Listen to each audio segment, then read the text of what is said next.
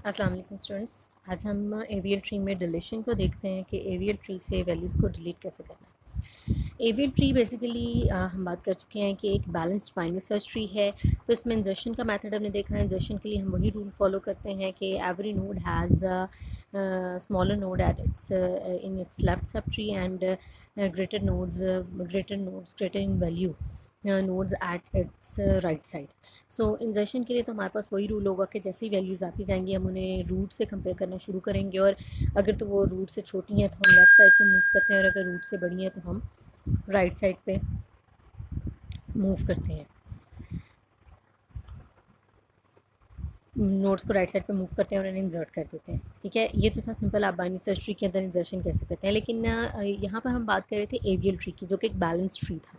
तो जब भी न्यू वैल्यूज़ इंसर्ट होती हैं, ना सिर्फ हमने उनकी प्रॉपर प्लेस फाइंड आउट करनी होती है, बल्कि साथ ही साथ हमने ट्री का बैलेंस भी चेक करना होता है। अगर ट्री के बैलेंस में कोई भी प्रॉब्लम होता है तो उस बैलेंस को करेक्ट करने के लिए क्या किया जाता है, एवियल ट्री के अंदर रीबैलेंसिंग की जाती है। रीबैलेंसिंग करने के लिए एक्चुअली हम रोटेशंस यूज़ करते हैं।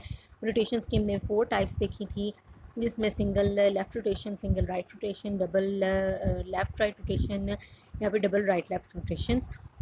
और उस सब का जो है ना हमने एग्जांपल्स के साथ उनको हमने करके देखा था।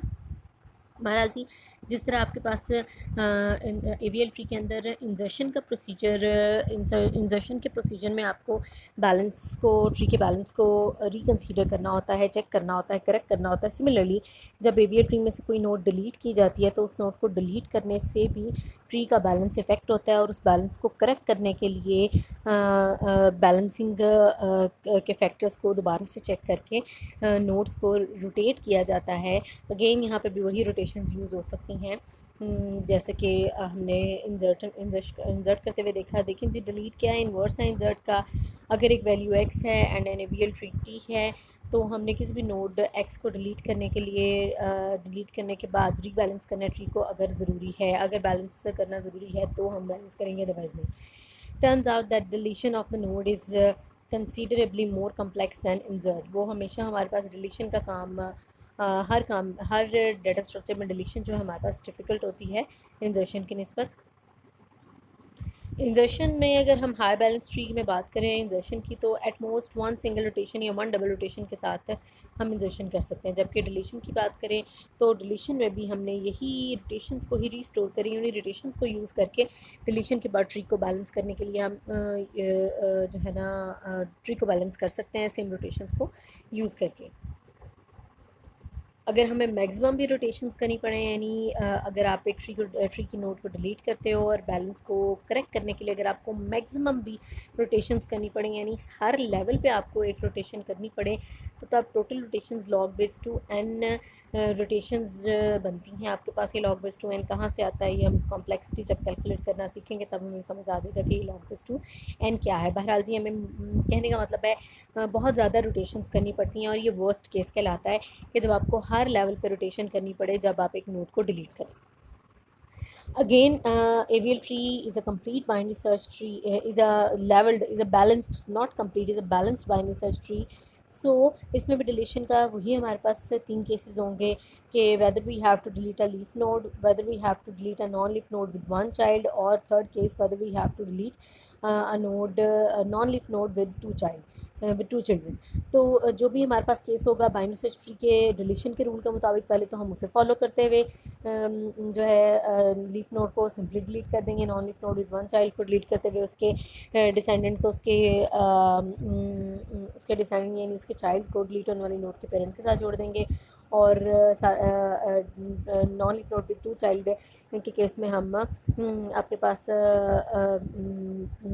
लेफ़्ट डिसेंडेंट को एडजस्ट करेंगे, और हमारे पास ट्री की डिलीशन का काम कंप्लीट होगा। लेकिन चूँकि ये एवियल ट्री है, बैलेंस्ड बाइनरी सर्च ट्री है, तो फिर डिलीशन के इन तीनों चीज़ों को, यानी इन तीनों क्राइटेरियाज़ को देखने के बाद हमें एक और काम करना होगा कि हम जिस नोड को डिलीट कर रहे हैं उस नोड को डिलीट करने से ट्री के बैलेंस को इफेक्ट तो नहीं हुआ। अगर ट्री का बैलेंस इफेक्ट हो तो हमें उसको रीबैलेंस करना पड़ता है। जैसे कि यहाँ पे एक ट्री दिखाया हुआ है जिसमें हम वर्स्ट केस डिलीशन करने वाले हैं, यानी हम एक ऐसी नोड को डिलीट करने वाले हैं जिसकी वजह से हमें सारे के सारे ट्री के बैलेंस को रिकंसीडर करना पड़ेगा, यानी करेक्ट करना पड़ेगा। ये एक ऐसा ट्री है जिसके अंदर आपको उसका एन पेरेंट रूट नोड है, इसके लेफ़्ट साइड पे आपके पास एफ़ इसका लेफ़्ट सब ट्री है और राइट सब ट्री उसका हमें इस वक्त नज़र नहीं आ रहा, लेकिन वो भी आपके पास मल्टीपल नोड्स कंटेन कर रहा है। यानी कह लें जी एक लेवल जितने लेवल्स आपके पास डाउन आपके पास लेफ़्ट सब ट्री है, जैसे कि वो बता रहा है एवरी नोड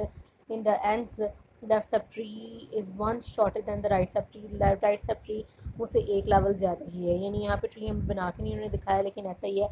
यानी इन अदर वर्ड्स ये आपके पास एक बैलेंस्ड एवियल ट्री है। अब अगर हम इसके अंदर डिलीशन करते हैं तो उससे क्या ट्री पे इफेक्ट पड़ता है और हमें किस तरह की रीबैलेंसिंग करनी पड़ती है। लेट्स से हम ए को डिलीट करना चाहते हैं, ए को डिलीट करेंगे तो हमारे पास बैलेंस कहाँ कहाँ अपसेट होगा, हमारे पास बैलेंस सी पे अपसेट होगा। सबसे पहले सी पे अपसेट होगा, हम उस बैलेंस को करेक्ट करेंगे। अच्छा, ए अगर हम नोड को डिलीट करना चाह रहे हैं तो एक लीफ नोड है, उसको डिलीट करने के लिए हमें कुछ भी चेंजेस ट्री के अंदर नहीं करने, just we can delete the node. बहरहाल ए को डिलीट करने से एवियल ट्री के अंदर हमें बैलेंसिंग को ज़रूरी कंसीडर करना पड़ेगा, चाहे आपके पास वो कोई भी नोड है, लीफ है, नॉन लीफ है। लेकिन यहाँ पे अगर हम ए की बात करें तो ए को डिलीट करने से भी बैलेंस इफेक्ट होगा। जैसे देखें, अगर ए यहाँ पे नहीं होता तब अगर आप सी का बैलेंस चेक करें तो सी के बैलेंस में उसका लेफ्ट सब ट्री 0 है और राइट सब ट्री उसका 1 और 2 लेवल्स डाउन है। तो 0 -2 -2 करेंगे तो यहाँ पे सी का लेवल हो जाएगा ख़राब। बैलेंस एट सी अपसेट होता है, जिसकी वजह से क्या करना पड़ेगा, हम रोटेट करेंगे डी को अप और सी को डाउन। डी सी की जगह पे चला जाएगा और सी जो है वो डाउन आ जाएगा और इस तरह से हमारी बैलेंसिंग करेक्ट होगी। ये देखें जी, हमने जहाँ पर बैलेंसिंग ख़राब होती है हम वहाँ से नोड को तोड़ते हैं, हटाते हैं और हम बैलेंसिंग को करेक्ट करते हैं। सी को हमने तोड़ा, डी को हमने अप मूव किया और सी को हमने डाउन मूव किया और हमारे पास यहाँ पे डी का यहाँ पे जो है ना डी सी और ई का बैलेंस तो करेक्ट हो गया। लेकिन what about the balance of F, क्या एफ़ का बैलेंस करेक्ट है? अब जरा एफ़ का बैलेंस चेक करें। एफ़ का लेफ्ट सब ट्री 1 और 2 हाइट पे और राइट सब ट्री 1 2 3 और 4 हाइट पे है। तो 2 - 4 आपके पास अल्टीमेटली क्या आएगा, 2 - 4 आपके पास हो जाएगा जी 1 2 और यहाँ से 1 2 3 4, 2 - 4 आपके पास -2 इसका बैलेंस आ जाएगा। -2 आपका इसका जो है ना वो रह जाएगा आपके पास, हाइट आएगी, बैलेंस आएगा, जो कि आपके पास सेवियल के रूल्स को फॉलो नहीं करता। दैट इज़ वाई अब हमें यहाँ पे क्या करना पड़ेगा, अगेन बैलेंस को ठीक करना पड़ेगा। और बैलेंस को ठीक करने के लिए हम क्या करेंगे, एफ़ को डाउन और आई को अप मूव करेंगे। आई जब अप जाएगा और एफ़ डाउन आएगा तो उससे देखें हमारे पास ट्री के अंदर क्या चेंजेस आएंगे जी। देखें जहाँ पे बैलेंस ख़राब था वहाँ से हमने तोड़ा नोड को, हम एफ़ को डाउन और आई को जब हमने अप किया तो अल्टीमेटली हमारे पास क्या होगा, this could cause imbalance at N. N पे हमारे पास जब हमने ये क्या इसके अंदर चेंजेस किए हैं, देखें जी हमने आई को ऊपर लेके गए हैं और एफ़ को हमने नीचे लेके आना है। तो एफ़ कहाँ पे नीचे आएगा, एफ़ अपने से नीचे यानी डी की जगह पे आ जाएगा और आई जो है एफ़ की जगह पे चला जाएगा। देखिए जी, एफ़ ने ये किया, एफ़ डी की जगह पे आया और आई एफ़ की जगह पे चला गया। आई एफ़ की जगह पे गया तो आई के साथ जो जो कनेक्टेड नोड्स थे यानी जी और एच वो अब वो उसके साथ ही ऊपर गए।